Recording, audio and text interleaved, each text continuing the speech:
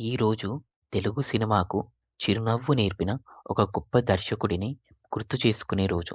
Comedy అంటే కేవలం నవ్వు కాదు.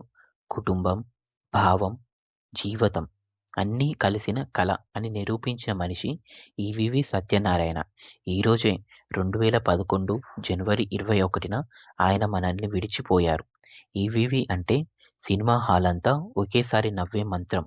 స్టార్ హీరోలకే కాదు, సాధారణ పాత్రలకు ప్రాణం పోసిన దర్శకుడు. ఆయన సినిమాల్లో హాస్యం సహజం. జీవితంలా ఉంటుంది. మన ఇంటిలా ఉంటుంది. 90ల కాలంలో తెలుగు సినిమా అంటే ఈవీవి ముద్ర లేకుండా ఊహించలేం. కుటుంబంలో కూర్చొని చూడగలిగే కథలు, ప్రతి సీన్‌లో టైమింగ్, ప్రతి డైలాగ్‌లో జీవం. నవ్విస్తూనే మనుషుల బలహీనతల్ని అద్దంలా చూపించిన దర్శకుడు ఆయన. ఈవీవి కామెడీ ప్రత్యేకత ఏంటి అంటే అది ఎవరిని చిన్నచూపు చూడదు. ఆడంబరం కాదు, ఆత్మీయత.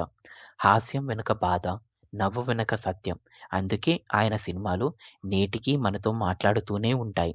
ఆయన వదిలిన వారసత్వం నవ్వే భాషగా మారిన సినిమా. డైలాగ్‌లు, సీన్‌లు, పాత్రలు తరం మారినా మర్చిపోలేనివి. ఈవీవి నేర్పిన కామెడీ స్కూల్ ఈరోజు తెలుగు సినిమాను నడిపిస్తుంది.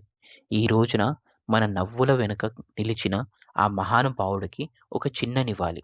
ఈవీవి సత్యనారాయణ గారు, మీ సినిమాలు నవ్విస్తూనే ఉంటాయి. మీ పేరు తెలుగు సినిమా చరిత్రలో చిరస్థాయి.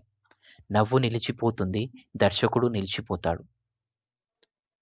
మీకు నచ్చిన ఈవీవి సత్యనారాయణ గారి సినిమాని కామెంట్ చేయండి.